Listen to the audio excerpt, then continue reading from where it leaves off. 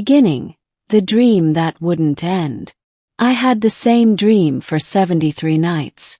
Always the same. A field of glowing grass beneath 2 violet moons, a river of liquid light flowing silently through the air, and a woman standing there waiting. Her eyes were silver, her voice soft like wind through crystal, and every time she whispered my name, Elias, I woke up, heart pounding, drenched in cold sweat. It started after the meteor shower over Nevada. I was working late at the observatory, charting small bodies for the university, when one fragment entered the atmosphere at an impossible trajectory, decelerating before impact. That shouldn't happen naturally. I drove to the crash site the next morning. The desert was quiet except for the wind and the static in my radio. No crater. Just a circular patch of sand that shimmered faintly, humming under my boots. When I crouched, the ground pulsed. Once, twice, and a faint voice echoed in my head. Don't be afraid, Elias. I'm almost there. The same voice from the dream. That night I couldn't sleep. My mind spun through theories. Gravitational anomalies, temporal distortions, psychogenic hallucinations. All the desperate explanations of a scientist facing the impossible. But deep down I already knew the truth. Someone had crossed the stars. The arrival.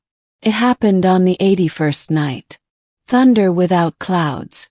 The air around my cabin vibrated like struck glass. My power went out, and a blinding sphere of white light appeared just beyond the treeline. I stumbled outside, shielding my eyes. The light folded in on itself, shrinking, condensing into a form. Slender, humanoid, trembling as if struggling to breathe Earth's air.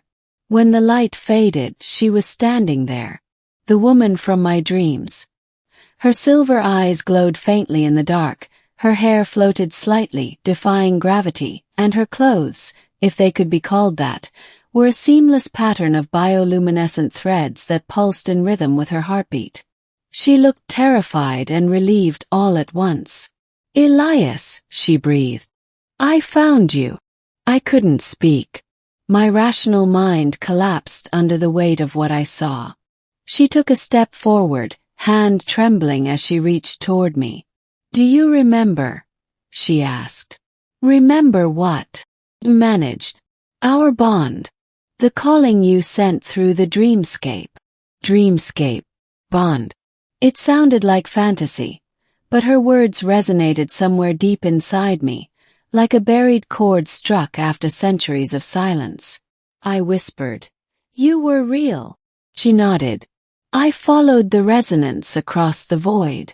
It nearly destroyed me, but your call guided me through the drift between galaxies. I shook my head. I didn't call anyone. Her expression softened, almost pitying. Not with your mouth, human. With your mind.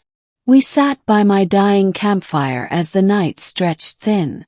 Her name was Sarai, daughter of the imperial house of Lythanar, a civilization that once ruled an expanse of space spanning thousands of systems before internal wars tore it apart.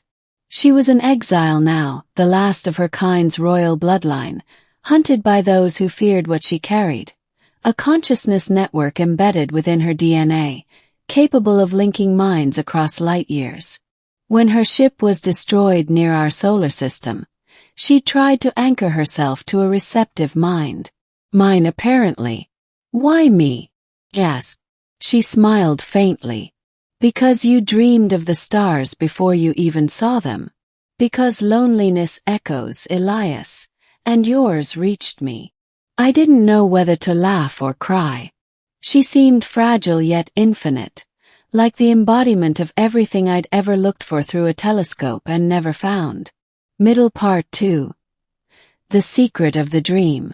Over the following days, Sarai recovered in my cabin. She barely ate but drew energy from light, sunlight, lamplight, even the faint glow of my monitor screens. She spent hours staring at the night sky, whispering names I didn't understand. But as she grew stronger, Strange phenomena began happening around us. Electronics malfunctioned.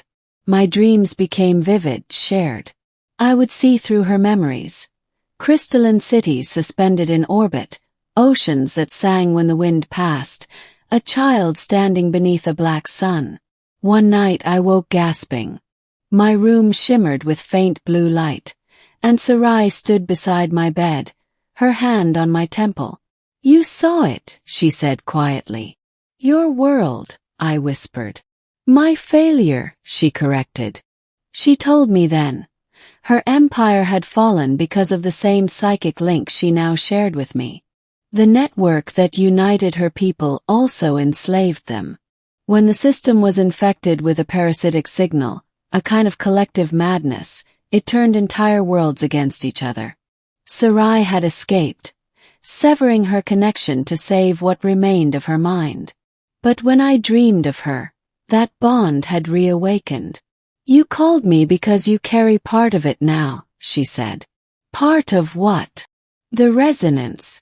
The key to rebuild or destroy what was lost." And then she said the words that froze my breath. "If they find me here, they'll come for you too. Chase across Earth." 2 weeks later they came. I didn't see the ship, but the night sky rippled, clouds warping in perfect circles.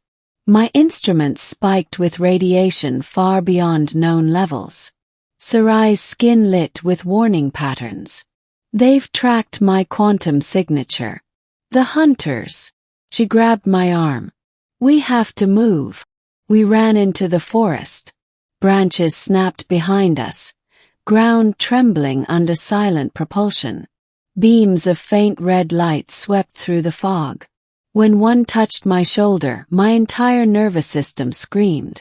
Sarai turned, her eyes blazing. A pulse of white energy erupted from her palms, dissolving the air into blinding plasma. The forest went silent. When the smoke cleared, the ground was scorched, and she collapsed, trembling violently. "You shouldn't have done that," I said, lifting her. "They won't stop," she whispered. "They'll burn this world to find me." We stumbled into an abandoned radar outpost. I set her down beside a console. Her pulse was faint. "Elias," she said weakly, "I can hide no longer.